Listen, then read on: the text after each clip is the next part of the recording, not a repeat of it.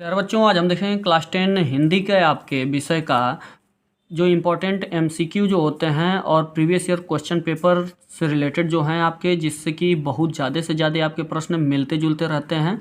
ये आप देखेंगे सबसे पहला काम। तो इसमें चलिए बिना समय बर्बाद किए इसमें देखा जाता है कि शुक्ल युग के नामकरण किस विद्वान के नाम पर किया गया है।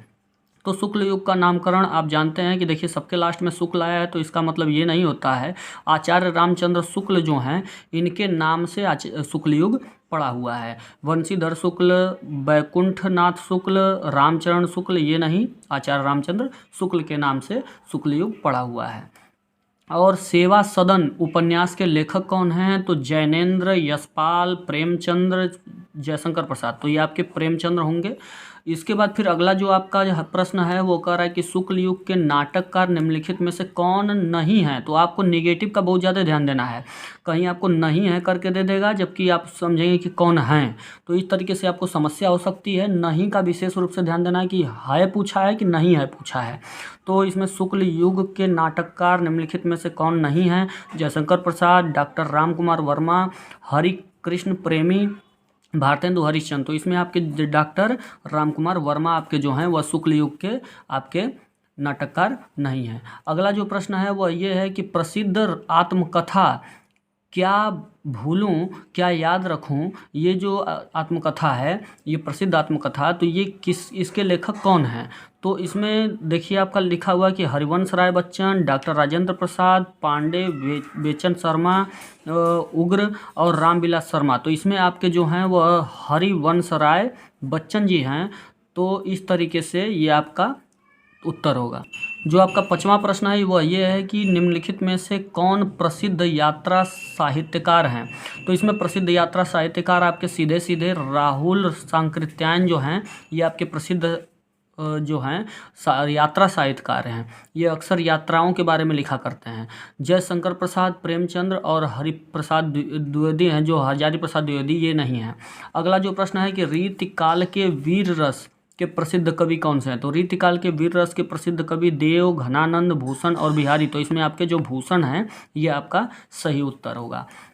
रामचंद्रिका जो है इसके रचनाकार कौन है? तो रामचंद्रिका के रचनाकार आपके बिहारी, केशवदास, भूषण, मतीराम। तो इसमें आपके जो हैं वह केशव दास जी हैं।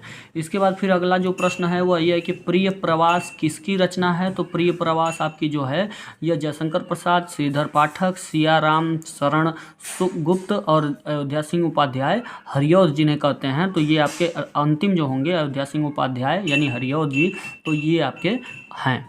इसके बाद अगला जो आपका है प्रश्न वो है कि राम की शक्ति पूजा के रचनाकार हैं। तो राम की शक्ति पूजा के रचनाकार आपके कौन हैं? सूर्यकांत त्रिपाठी निराला, महादेवी वर्मा, रामधारी सिंह दिनकर, सुमित्रा नंदन पंत। तो इसमें सूर्यकांत त्रिपाठी निराला जी आपके जो हैं वो राम की शक्ति पूजा के रचनाकार हैं।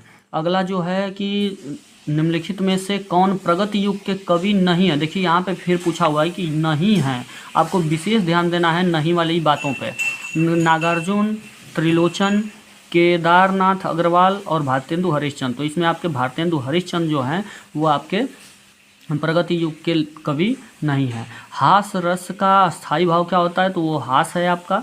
और इसके बाद फिर अगला जो है मनहु, मानो, जानो वगैरह जो कुछ भी है, ये जो होता है, ये जो शब्द होते हैं ये किस अलंकार से संबंधित हैं? तो किस अलंकार से संबंधित हैं? ये अलंकार है आपका उत्प्रेक्षा अलंकार।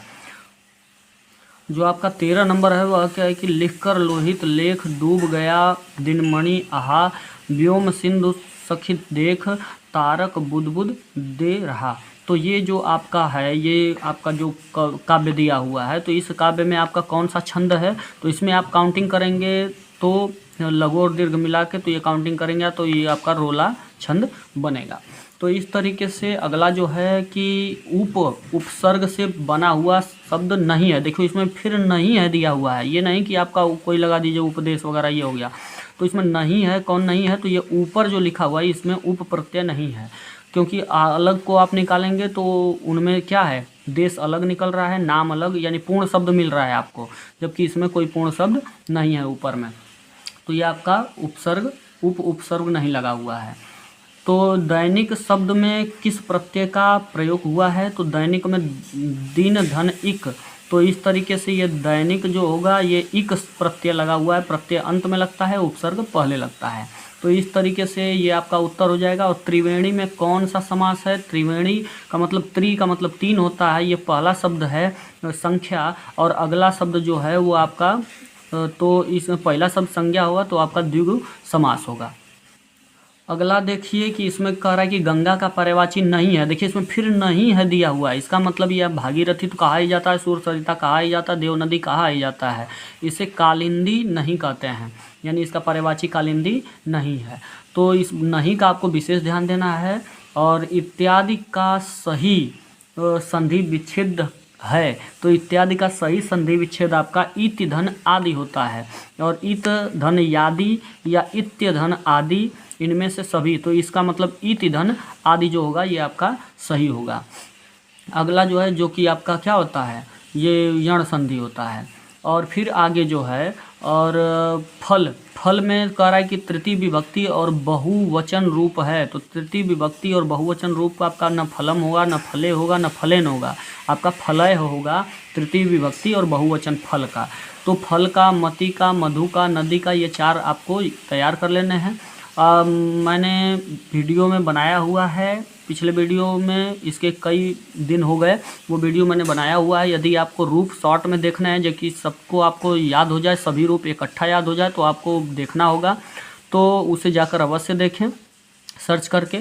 तो इस तरीके से अगला जो आपका प्रश्न है वह ये है कि हसतु धातु रूप का वचन और पुरुष बताइए। तो हसतु धातु रूप का पुरुष और वचन जो इसका है ये आपका एक वचन और प्रथम पुरुष है। इस तरीके से सभी के सभी प्रश्नों को आप विशेष रूप से गौर करें, सबको तैयार कर लें, क्योंकि आपके प्रीवियस ईयर क्वेश्चन पेपर से बार बार रिपीटेड क्वेश्चन आते रहते हैं, जिससे कि आपको बहुत अच्छा खासा बेनिफिट एग्जाम में मिलने वाला है। धन्यवाद।